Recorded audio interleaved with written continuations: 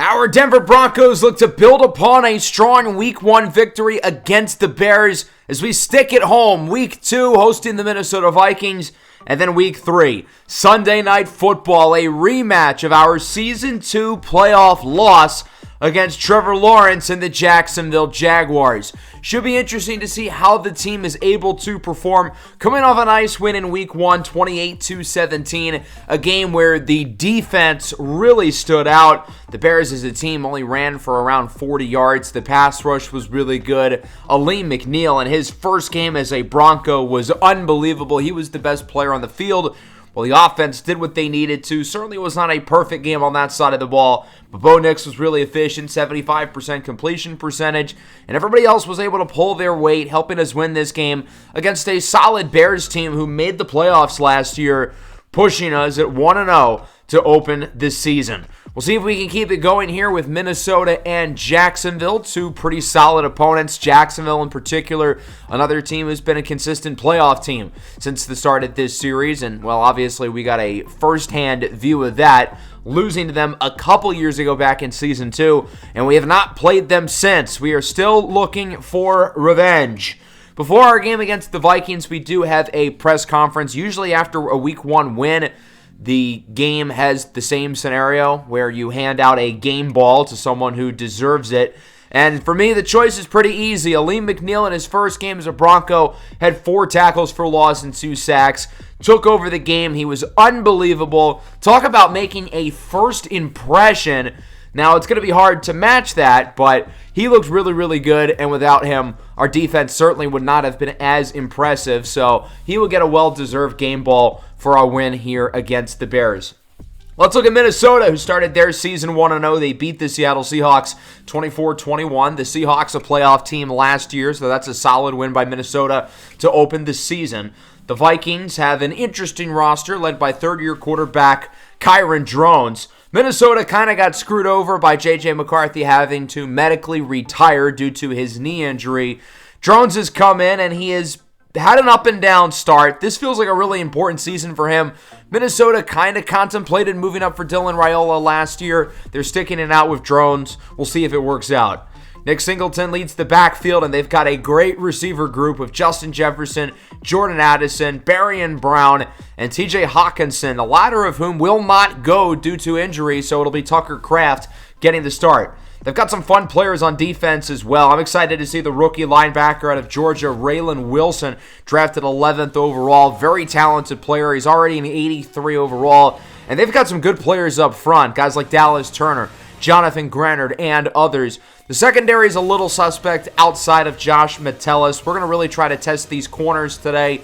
The veteran Byron Murphy and the youngster Devin Kirkwood in his third season from UCLA. So let's get this show on the road. Vikings will start with possession. It's 3rd and 5. Kyron Drones up the middle with a strike. It's Berrien Brown. The speedster in his second season out of the University of Kentucky has really become a nice complement for Jefferson, Addison, and Hawkinson in the passing game. 3rd and 14. Kyron Drones under pressure. He is brought down by Michael Williams. It's going to be a big year 3 for Williams, who had 11 sacks as a rookie, took a massive step back last year. We've got to get him going as Denver gets it for the first time today at the 10. Genty to the outside. That ball's out. It's a fumble. And it is quickly scooped up by Andrew Thomas. A rare Andrew Thomas W. That would have been a turnover in the red zone, or in Minnesota's red zone. So we dodged a bullet there when we looked to take advantage as Marvin Mims connects there, a gain of 18 yards and a nice first down conversion for the Broncos. Now looking at a 2nd and 11 after the conversion. Denver really looking to set the tone here offensively, take an early lead as Harold Fannin gets the first down to the 49, flopping at the ground like a fish, but will take the first down, a solid gain of around 22 for Fannin, who had 5 catches for over 80 yards in the first half last week against the Bears. Genty to the outside. He's going the wrong way, and he loses 7. Cameron Bynum brings him down. Genty was dug into a hole, and he kept digging it by going sideways. He's just got to go down. We would make up the yardage on 2nd down, and then on 3rd and 10, Harold Fannin is going to get around 5. That's not going to be enough. We're going to punt it away. And Minnesota gets it back at the 13-yard line. First down for the Vikings. Play action for Singleton. Flag on the play. Drones lobs it up. Boink, boink, boink, boink. Incomplete. We had probably 5 chances there to end with the ball, and we did none of them. It'll be a holding call against Tyler Biotish. That'll push them back to the 7-yard line, so at least the play is a little bit successful, I guess. On first down, Singleton is leveled by Jeffrey Bassa for a loss of a yard or two. Earlier on this drive, Aleem McNeil suffered a bruised sternum.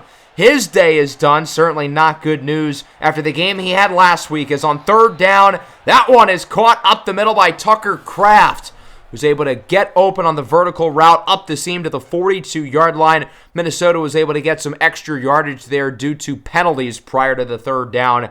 As we are scoreless through one, both defenses looking good early. Minnesota looking to strike after a big third down conversion from Tucker Kraft, and they're moving it well early in the second quarter as we look at a second down and 9 at the 24. Play action, drones up the middle. He's got Jordan Addison, who brings it to the 3. The last time Jordan Addison was going that fast, he was zooming on the freeway with a cold one in his left hand and Rashee Rice in his rearview mirror. Second and goal, Singleton is popped just shy of the end zone by Drew Sanders. Flag on the play, and it's a holding against Minnesota, and that's a big deal because that's going to send them all the way back to the 13. Brian O'Neill with the penalty again. They would get around 6 on second and goal, making it third and goal at the 7, as that one is broken up. Incomplete. Jeffrey Bassa with the hit on Barian Brown, who is helped up at the end of the play, and that'll bring out the field goal team. Will the thrill from 24 yards out. This one is good, and Will Reichard, the first to score, as Minnesota is on the board, and they lead it 3-0. Denver back with it, looking to clap back here on offense, but we're looking at a 3rd and 5 here at the 44. Nix looks to throw it as Fannin open up the middle. He gets it, and he's close. Raylan Wilson quickly brings him down, the rookie. 4th and 2 on our own side of the 50. We're going to go for it. Scared money ain't make no money. Nix has Brazel, who hangs onto the ball. Took a hit late, but a good job there by the youngster to keep possession of the piggy. Denver gets the first down. Chenti looking to break a tackle, and he is pushed backwards again. Chris Hardy, one of the young unsung heroes of this defense, 21.5 sacks through his first 2 combined seasons with the Vikings, as the former 5th-rounder makes the play. 3rd and 14. Nick steps up in the pocket, and he gets around 8. Raylan Wilson again. The rookie's been flying around the field so far. We're going to go for it again. 4th and 6 at the 41. We're not in field goal range. We're not really in punt range either. Nix, flag on the play as an open man downfield. Ryan Williams, the rookie, his first career reception on a huge 4th down conversion. That will not count. Holding against Francis Maui Noah. That'll make it a 4th and 16, and we would just punt the ball away. So Minnesota has it back late in the first half. Looks like an attempted screen. Surtain goes off of Jordan Addison for whatever reason, and Jordan Addison brings it to the 37-yard line. Good job there by Jordan Addison to fake him out in some way, I guess, as the Vikings are going to move the chains. Following play, under 3 to go in the half, play action. Here is Jones. He is sacked on the play. Jeffrey Bassa on the blitz. Not fooled by the fake handoff. Bassa, our stud of the year a season ago, making plays early in this one. 2nd and 19. Wide open down the field is Brown. He is going to be tripped up all the way at the 23 by Javon McIntyre. A gain of 48 yards for the speedster Barian Brown. And Minnesota is in business. They've got it back near the red zone. They couldn't score in this area of the field last time. As drones, it's broken up on 3rd and 9, looking for Jordan Addison, but Colin Wright was able to jar it out, and Minnesota's going to have to settle for a field goal again. Will Reichard, a little bit longer this time, a 39-yard attempt to make it a 6-0 lead. Kick is up and through. So Minnesota's now up 6-0. We've got a big goose egg on the scoreboard, and we've got to change that here to end the first half. Lucky for us, we have a 2-for-1. We get the ball now, and we start with it in the second half. Under 40 seconds left in the half, Whaley gets around 8. We're going to call a timeout. already starting with really good field position off of a great kick return by Ryan Williams. 3rd and 2 now. Nix looking deep for Brazel. It's broken up. The Vikings get the stop, and that'll wrap up a low-scoring first half here in the Mile High City. The Broncos trail 6-0 against Minnesota. Just has not been a good game from the offense. Bo Nix has been mediocre. The run game has been a disaster. Ashton Jeanty has 4 carries for -7 yards and a fumble. That might be the worst running back stat line I've ever seen in my life. Let's take a look at our halftime report around the rest of the NFL at some actual competent offenses. In Los Angeles, the Lions running over the Los Angeles Chargers. They lead this game 20-3. Jared Goff with a lot to prove. The Lions traded up late into the first round for a quarterback, so he's trying to show Detroit that he can still be the guy. Next up, we head to Seattle. We play against Jacksonville next week. Right now, they're taking care of business. They lead 17-3 with this touchdown from Trevor Lawrence over to Gabe Davis. Jacksonville looking good early this year. Looks like they'll be strong once again this season. And again, I'm curious to see how they look in the rematch later today. We've also got an interdivision AFC West matchup. The Chargers are getting smacked, which is good. As for the Chiefs and the Raiders, this game happened earlier today with Kansas City squeaking away 23-16, headlined by this beauty for Xavier Worthy. I will say, I think the Raiders are bound for a pretty good season. They've been consistently towards the bottom of the AFC West standings, but I think seeing the improvements that Jalen Daniels made towards the end of last year, along with consistently improving this roster, there's going to be 4 legitimately good teams in the AFC West. Well, maybe 3 if the Chargers don't figure it out. And we've got to figure it out on offense as well. This has been a train wreck. It's so bad, but as you can see on the bottom left here, the game plan is showing us Javonte Williams, who hasn't been on our roster since Season 2. This game might be broken. We've got to figure out how to run the ball, but since we're trailing from behind, we're probably going to be throwing it quite a bit. So we've got to make sure this passing game can get going. And then defensively, as bad as the offense has been, look, the defense has been really strong. We've only let up 6 points. We've got a few big stops in the red zone as Denver starts with it to open up the third. 3rd down and 6 at the 18. Nix up the middle with a great throw. It's Ryan Williams breaking tackles to the 49. There is his first career reception, and this one's actually going to count. An impressive snag by the 20-year-old to move the chains. Now a 3rd and 5 from the 46. Here is Nix. Looks to throw it, and he is sacked on the play. First of the game by the Vikings. And it's Drake Jackson. This team has quite the long list of depth players on the edge. I haven't even mentioned Jonathan Cooper. A revenge game for Coop, who has spent the last 3 seasons with us in this series, as Minnesota's not able to do anything on their opening second half drive. Good tackle by Chris Abrams-Drainer. Denver gets it back. Still 6-0. Nobody wants to score. 2nd and 9. Here is Tez Johnson. Breaks the tackle. Tries to juke away from Cam Bynum. He cannot.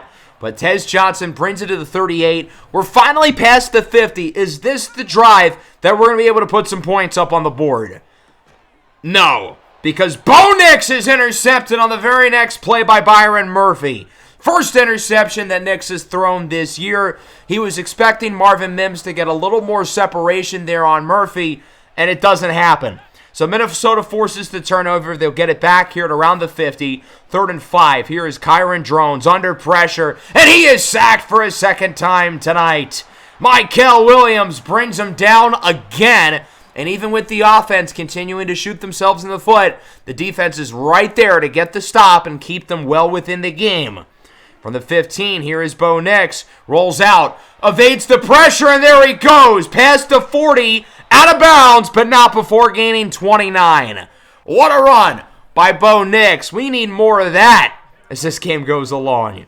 Now at the 44-yard line here on 1st down, Ashton Jeanty breaking tackles, and he gets around 4. That run for Jeanty puts him back even.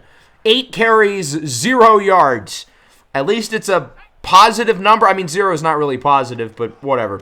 1st down, following play, up the middle. What a catch by Chris Brazel. Good throw there by Nix. He knew he had to get it off quickly there in a tight window and sends it to where only Brazel can make the play. Up the middle, Genty loses 2. He is back in the negatives as he has 9 carries for -2 yards. And now we're looking at a 2nd and 12. 30 seconds left in the third. Still 6-0. Play action up the middle. Marvin Mims inside the 10. The Denver offense is in business, but we've got to capitalize. Given the lack of opportunities we've had to score today, this is really our first one. It very well could be our only one, so we need to make the most of it.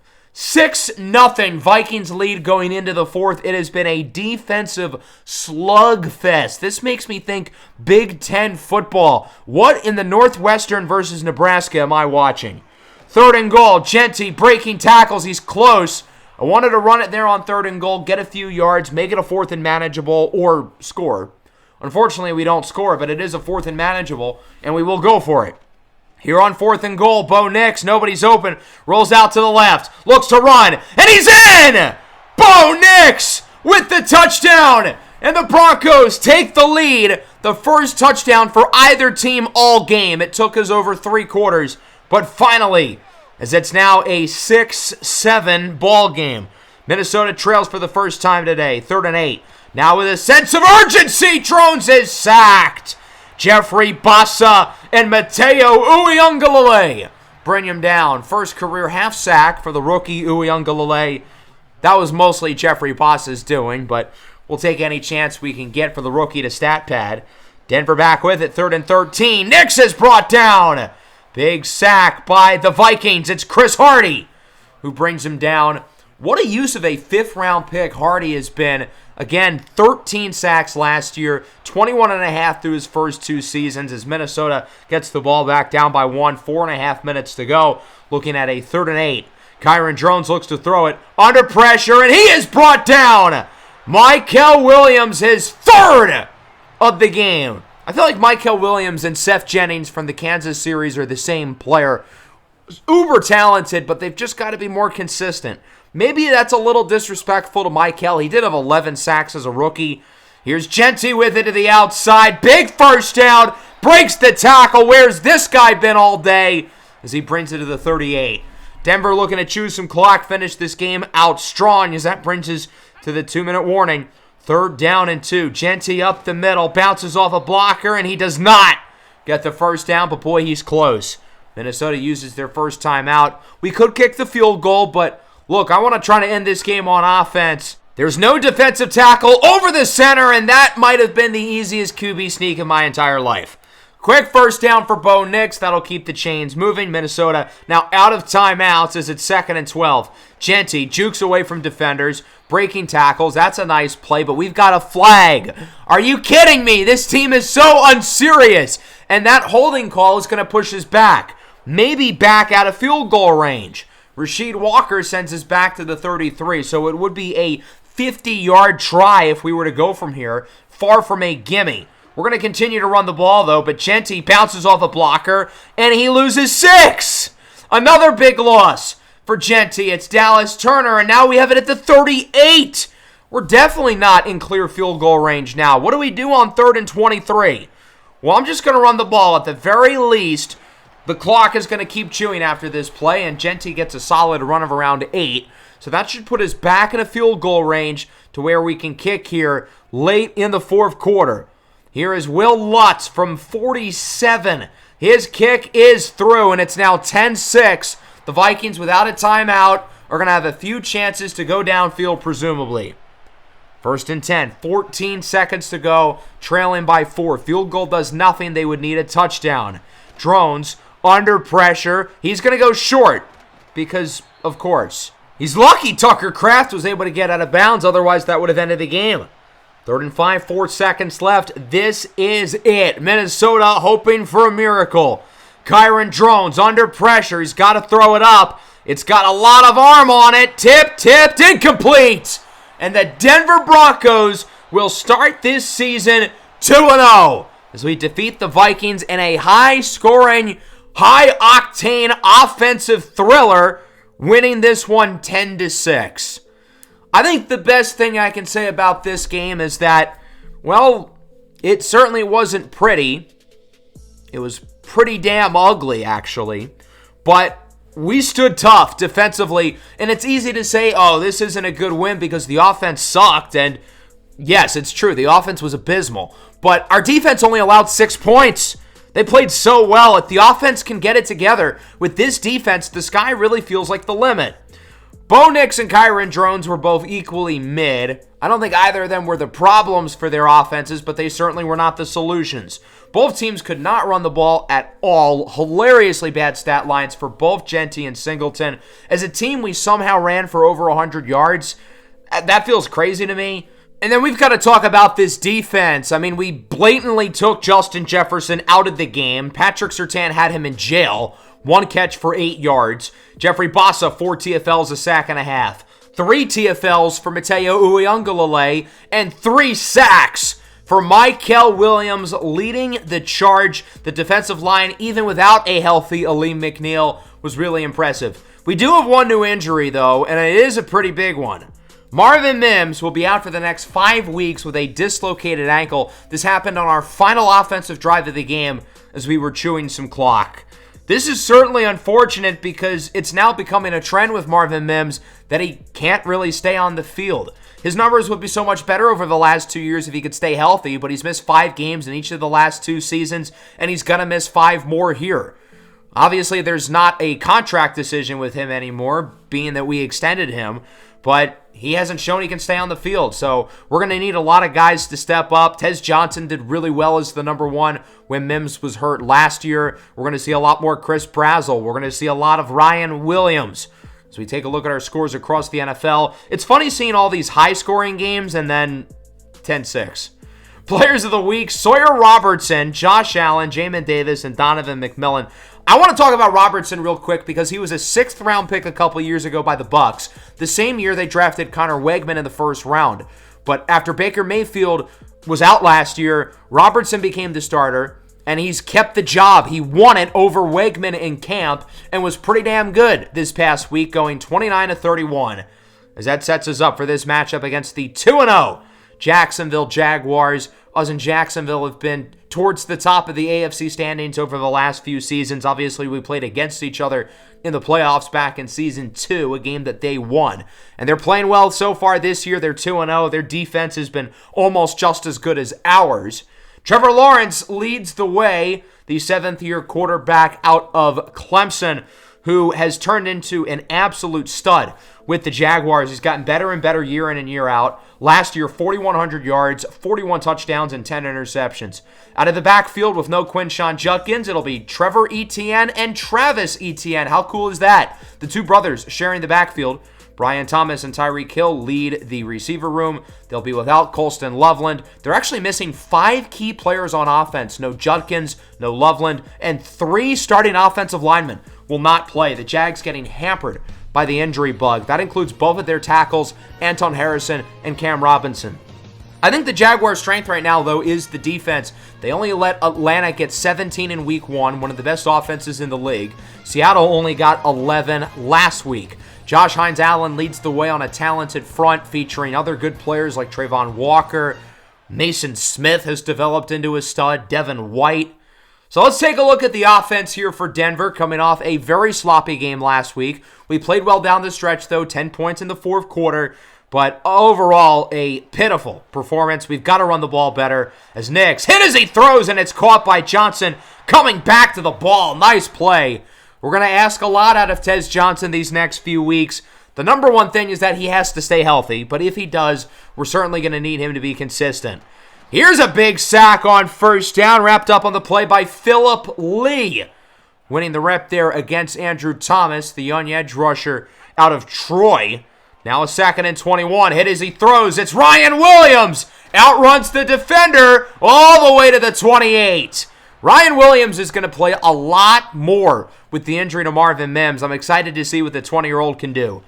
2nd and 2. Harrison Whaley shoved into the backfield for a loss of 3 by Foye Oluokun. He just got punked on national TV. Everyone's watching this at Sunday Night Football as that one is incomplete for Brazzell, but we've got a flag. That is a boneheaded penalty by Jerrion Jones because I don't think that ball was catchable. Yeah, Chris Brazzell's 6'5", but even he's not coming down with that pass. So a bad penalty makes it 1st and goal at the 1, and Genty walks it in for his score. He's hoping for a much better game than last week, where he had one of the worst running back performances I've ever seen in my entire life. So a good start here offensively after obviously a pitiful performance against Minnesota. We had to start this game off strong, marching right down the field with a touchdown. And here comes Jacksonville. A good run here by Travis Etienne, who is still the starter over his younger brother, drafted in the 6th round a couple years ago. Etienne up the middle. He brings it to the 41. The Vikings certainly could not do this last week, and neither could the Bears. Travis Etienne certainly looking good early as it's a play-action handoff for Trevor Etienne. Lawrence on the run with a strike. Hauled in by Tyreek Hill at the 7. Tyreek Hill and Brian Thomas Jr. is a fantastic receiving duo. Two very different players who complement each other so well.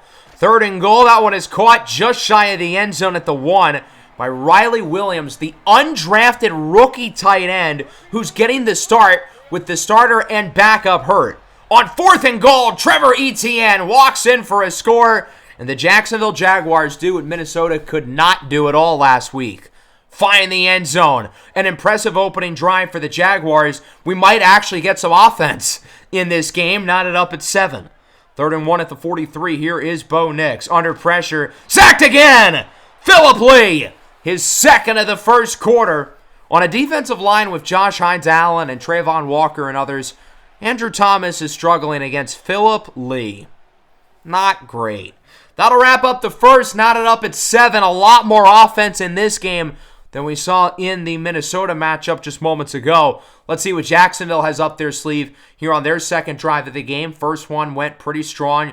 Big 4th down conversion by Trevor Etienne, leading to the touchdown. Etienne, the only healthy running back right now, as Travis Etienne got banged up on the last drive.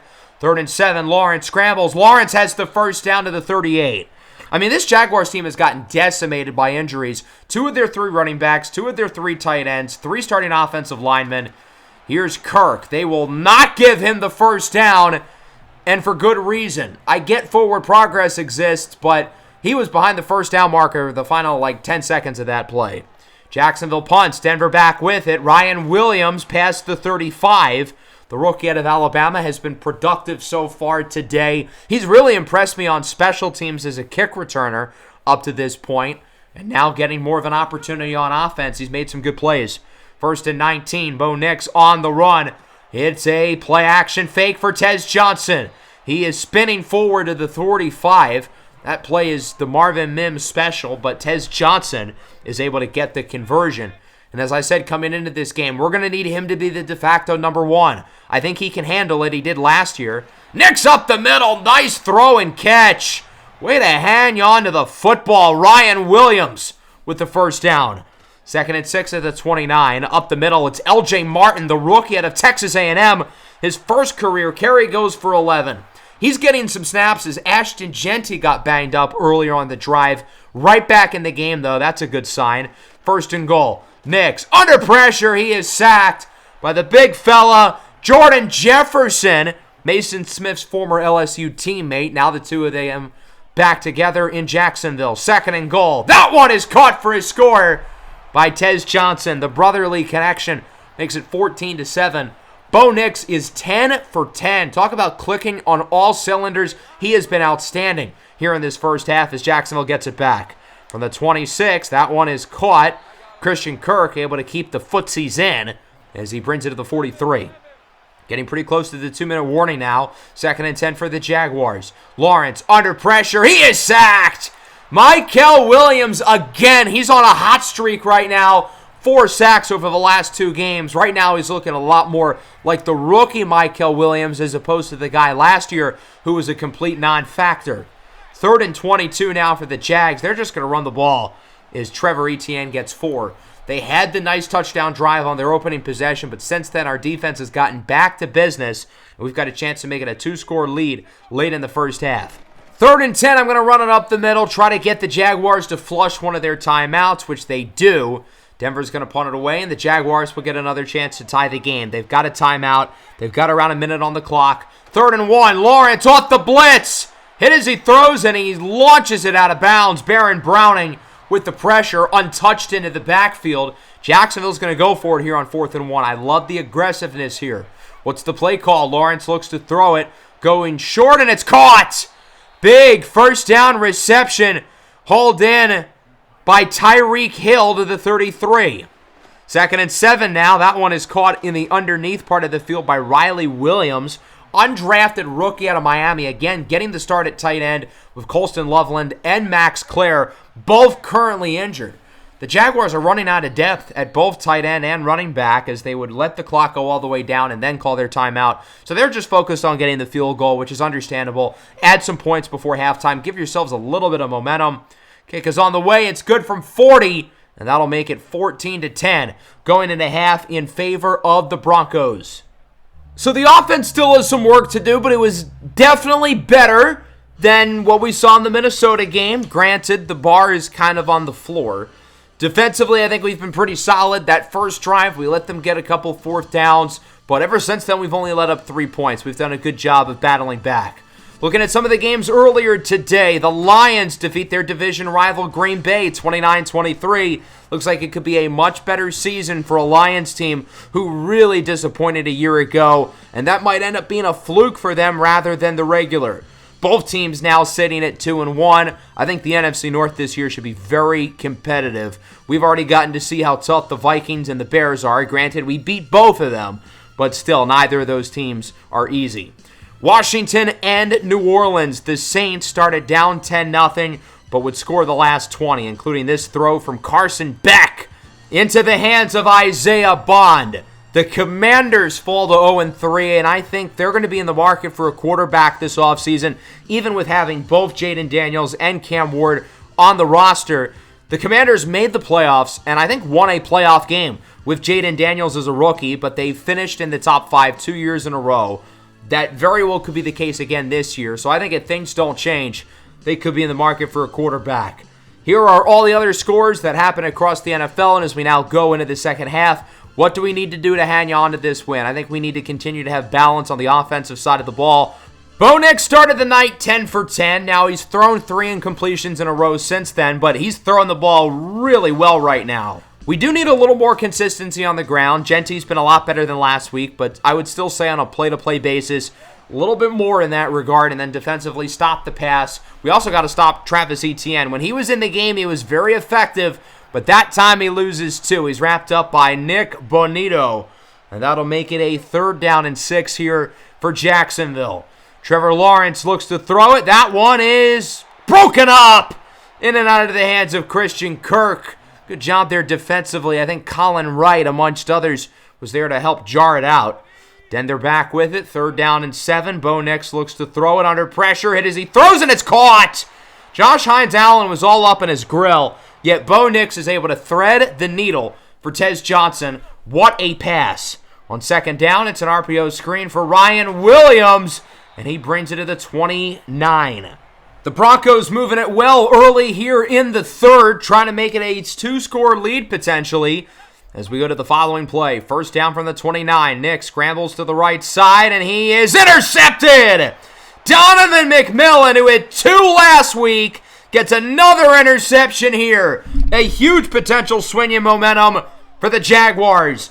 The undrafted safety a couple of years ago out of Pitt started alongside Javon McIntyre in the back end of the Pitt secondary before McIntyre transferred to Kansas and is now a starter here with the Broncos. 3rd and 6. Lawrence's pass is broken up by Chris Abrams' drain. So Jacksonville will not score off the turnover as Denver gets it back. 3rd and 10 at the 50. Here is Bo Nix up the middle. That one is short for Chris Brazzell, who was open, but the throw was offline. Denver punts it, Jags back with it. And this game started off all about the offense, but it's turning into another defensive battle.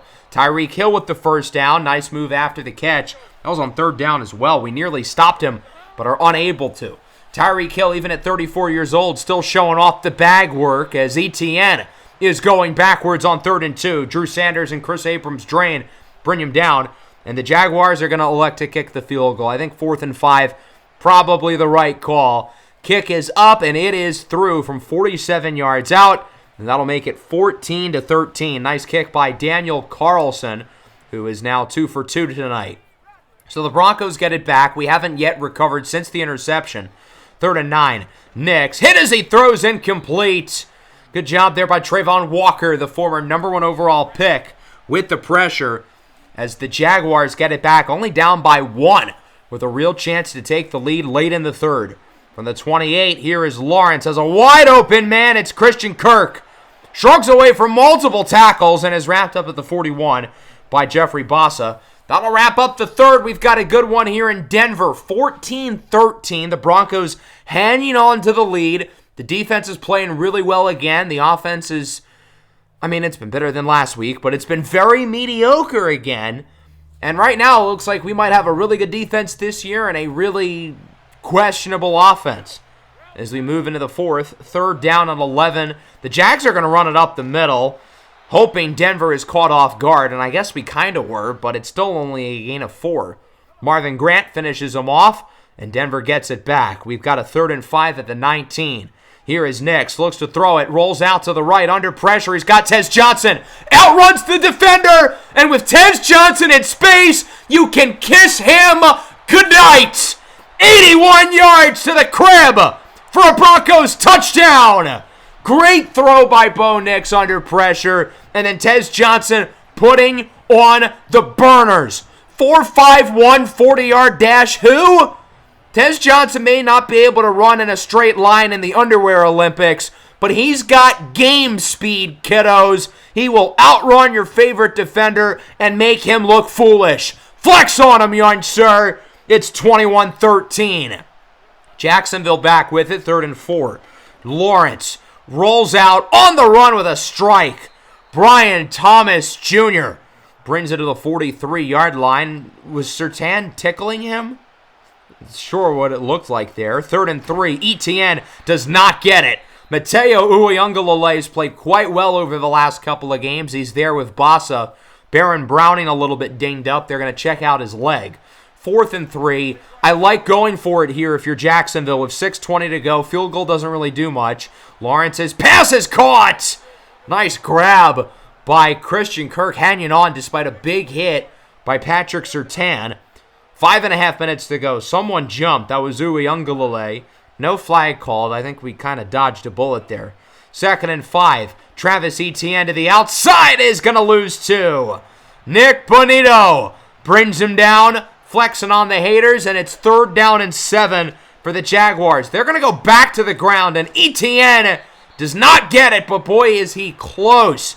Jacksonville's really trying to establish the run they did early. It's been inconsistent since, but that was a good play, and they'll do it again. 4th and inches, he barely gets it. Not by much, but Travis Etienne does get the first down to keep the drive going. This clock is chirping away. Under 3.5 to go, 2nd and 9. Lawrence, end zone, touchdown! Riley Williams, the undrafted rookie, is in for the score. The Jaguars a 2-point conversion away from tying it up. Denver puts everybody in the box as a pass. Lawrence under pressure has got Thomas, who's unable to get the footing into the end zone. Bossa and Sanders with the pressure force the quick throw. 2-pointer is unsuccessful as Denver gets it back off of the 81-yard touchdown by Tez Johnson. Play action on 2nd and 2. Back for Johnson, and that is a catch. I was hoping to have him dive inbounds. He didn't, but we got the first down anyway, so it's fine. I've been trying to call an audible here, but it's not really letting us after this first try. Funky formation here by Jacksonville. I wanted to go for a pass here, particularly a deep pass. They did not have any safeties back deep as Genty doesn't get much. So we're going to go no huddle, keep them in their formation, chew clock, send an audible, throw it downfield, and it backfires! Donovan McMillan again! 2nd interception of the game, his 4th in the last 2 weeks. So our big brain plan backfires miserably. We were just chewing clock, moving right along. We wanted to get cute. We saw an opportunity to ice the game, but instead Jacksonville forces a turnover. Only down by 3. They've got a real chance to take the lead. Riley Williams on the first play brings them into field goal range, and that sends us to the 2-minute warning. And now it's about managing the clock for both of these teams. With Daniel Carlson, who's one of the better kickers in the NFL, Jacksonville is in range. It's about staying in range. and burning as much clock as possible at this point. They're going to go to the ground. ETN loses a yard. Drew Sanders and friends bring him down. We're going to start calling our timeouts right away. There's no reason to wait. 2nd and 11 here at the 30. Back to ETN. Bounces off a blocker. Good run. He gets around 6. Jacksonville has to call a timeout. Somebody's banged up. I think it's Travis Etienne. It is. Trevor's in the game now. Is on 3rd and 5. Trevor Etienne gets it. Breaks the tackle from Bossa, but only gets 2. Wrapped up by Mykel Williams. So Denver gets the stop. They use timeout number 2. 4th and 3. It's a 39-yard attempt for the lead. Daniel Carlson splits it through. And the Jacksonville Jaguars take the lead 24-22. The Broncos will have one timeout in around 100 seconds. That's plenty of time for Bo Nix and the offense to win the game. Bo Nix was flawless in the first half. He had the big touchdown here in the second half, but he's also thrown 2 interceptions. He has not been good since halftime. Genty on the screen gets it to the 50. We already had really good field position off another great kick return by Ryan Williams. 2nd and 10 now, minute 9 left. Nix up the middle. That one is hauled in. A gain of 9 by Ryan Williams, who's played a great game. 3rd and 1, getting back to the line quickly. Harrison Whaley with the first down. We're going to continue to go no huddle, push the tempo. 30 seconds, still with the timeout in our back pocket. Nix looking for the sidelines. Ryan Williams out of bounds at the 27. So now we're in field goal range. We've still got the timeout in our back pocket.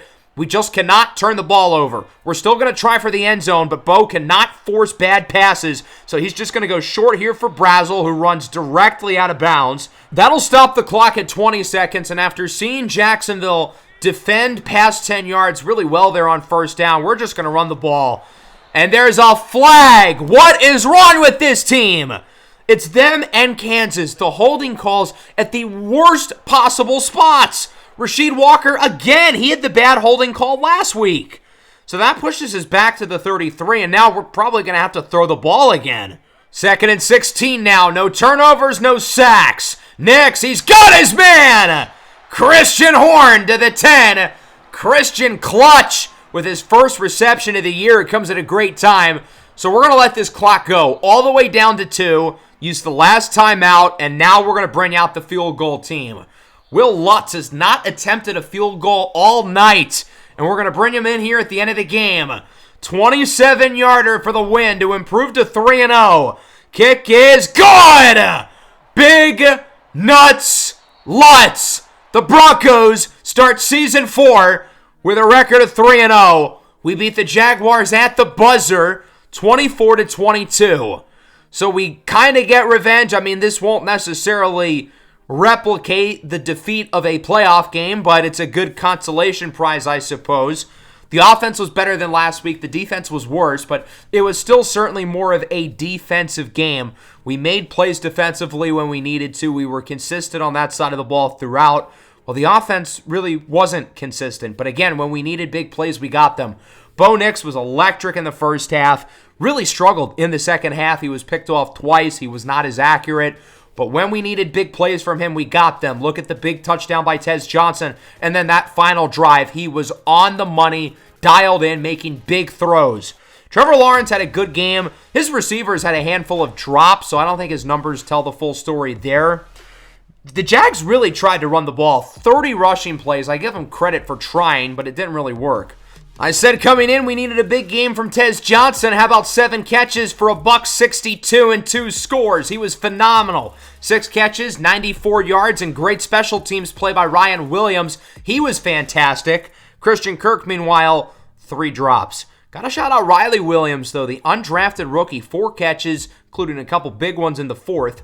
50 yards and a touchdown. Defensively, another great game. 16 tackles for Bossa, 12 for Grant. We only had 1 sack, but we sent pressure. Shout out Donovan McMillan with the 2 interceptions. He's got 4 this year. And then Will Lutz, the game-winning field goal at the buzzer to win it here in Week 3 against the Jaguars. Let's simulate the week now, take a look at some results across the rest of the NFL. We already saw most of these scores at halftime, but as we take a look at some of the notable highlights, the Raiders ended up winning. They are now 2-1. Kansas City continues to win. They are 3-0. Avery Johnson, Pat Mahomes, Brian Branch, and Myles Murphy win the Players of the Week. I thought Donovan McMillan was going to win it again, but I guess he got a win, and he obviously did not. So that'll bring us into week 4. We've got the Eagles at the Link, first road game of the year. I think next episode probably will be our first prospect profile. We'll be talking about the quarterbacks in this year's class. A very fascinating group. I'm excited to dive into them. So that'll probably be in the next episode. If not, we'll have a doubleheader week 5 at SoFi against the Los Angeles Chargers with the matchup against the Eagles. That'll wrap this one up. Hope you guys enjoyed. Make sure to leave a like and subscribe to the channel if you are new. Peace out.